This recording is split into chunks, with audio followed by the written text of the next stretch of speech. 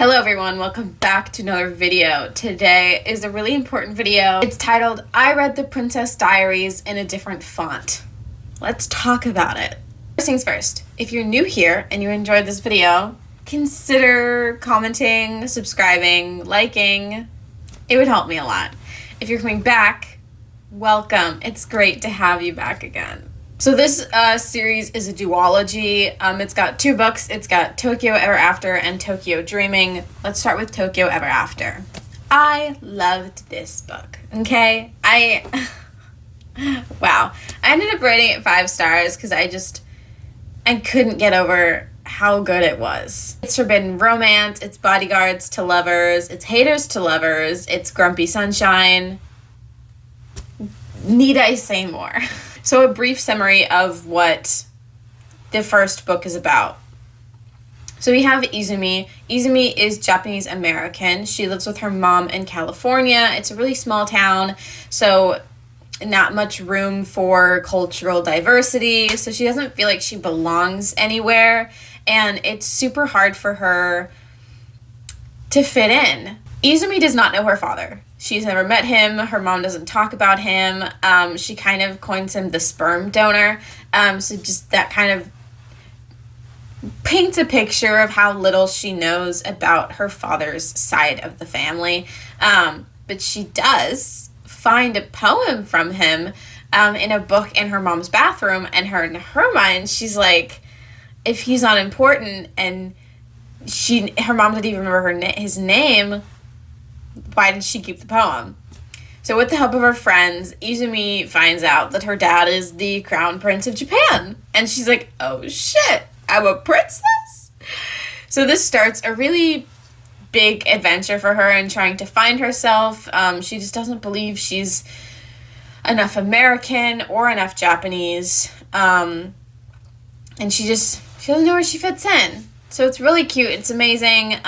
Being of mixed race myself, it was really cool. It's really cool reading books like this, where it touches on that kind of loss of identity and not knowing where you fit in. I can't explain how fast I read this book. I inhaled it. I couldn't stop myself. It's hilarious. The side character, one of her best friends, Nora, is hilarious. Like, her quick wit, it's just, crying laughing. There's so many highlights in my Kindle on this book. It's unnecessary. I ended up rating it 5 stars. If I could read it again for the first time, I would 100% take that chance. Now, the second book. Tokyo Dreaming is wacky, to say the least. I ended up giving it 4 stars. Let's talk about it. I ended up giving Tokyo Dreaming 4 stars. Here are where the issues start for the duology. For me, personally. I read this under the notion that we have 2 conflicts. 1. Someone/someones are opposing the marriage between her mother and her father. Fine. 2. Akio's gonna pull some stupid shit, and they're gonna break up. Got it. I was fine with both of these things. I was prepared for them both to happen. Imagine my fucking surprise when a fake dating plot between Izumi and her tutor, Iriku, just appears. I'm getting ahead of myself. Let's rewind. Izumi's trying to get into college because the council that decides who marries who in the imperial family is not cozying up to the idea of Izumi's mom and dad getting married. Her and Akio's relationship is also hindering this, so I can understand plot-wise why they had to break up for right now. I understand, I get it, okay? I get it. But why fake dating? With 2 other different people. Why? I don't understand. So she decides that because Iriku is a child genius and has 3 undergrad degrees by age 19, as well as the fact that his family is well off, that the public, press, and the council will greatly appreciate her getting all lovey with him. I don't usually mind a fake dating. Actually, I love them. But not when it's in this context. Because in my eyes, Izumi is only falling for another guy because Akio isn't there. She's a vulnerable mess who just got broken up with by a guy who is literally her first love. And then her secret hope of her parents getting married is also being effed with. From the 30% mark to the 80% mark, I basically just skimmed. Disclaimer, if you like this, read it. I'm not saying it's bad. Actually, both of these books are written very well. Very fast-paced, easy reads. I just don't enjoy fake dating when it is used this way. I was also getting really scared as I was skimming because we hit like 80-something% and Akio had not come back. He was really only mentioned in passing, and I genuinely thought I was going to have to DNF this book because that is how much I don't like this trope. But then he showed up, and all was well. And listen, I don't feel bad for Iriku, okay? Honest to God, he kind of walked into it on his own. But God, like, he spent 60% of this book being in love with this girl, only to have her say, psych. Like, it's so messed up. That is so messed up. I'm not gonna lie, though. Him as her friend it's cute. I'm not gonna say it again. But he's kind of funny. But when they're only friends. That's it. All anger aside, I love Izumi and Akio. I love the relationship between her parents. I love the rekindling of her relationship with her cousins. I think it's all amazing. I love the friend group that Izumi has back in America. I love it. I just am saying that the 4 stars rating is purely based on everything else and not her and Iriku's relationship.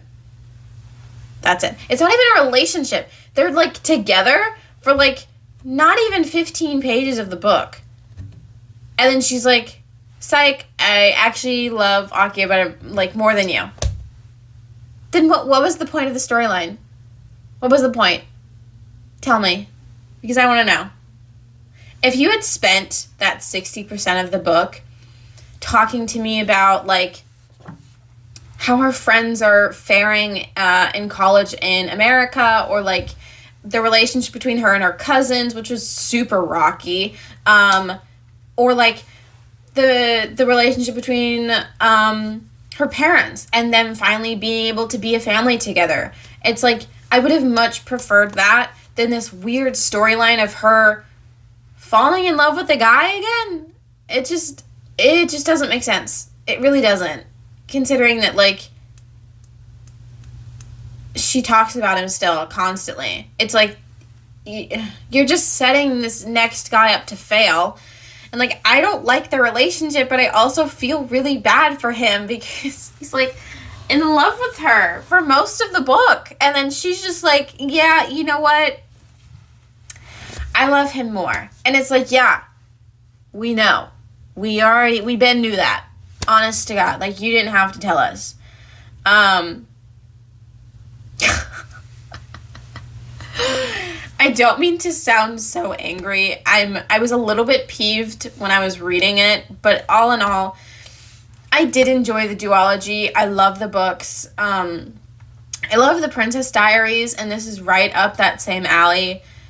And plus, with the plot of her, like, trying to find herself is super amazing. But like I said, being mixed as well, it's good to read about characters and fictional worlds or fictional books that also have that same worry and that same ideology of not knowing where you really fit.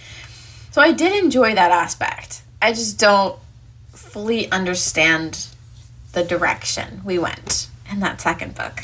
But anyway, that is my review over. Let me know if you've read these books. And if you haven't, I hope my review didn't keep you from reading them. Honest to God, if you want to read them, the first book is phenomenal. Loved it. The second book, if you skim those parts, it's actually really good. If you're new here and you enjoyed the video, leave a like, comment, and hopefully subscribe. And I'll see you guys in the next one. Bye.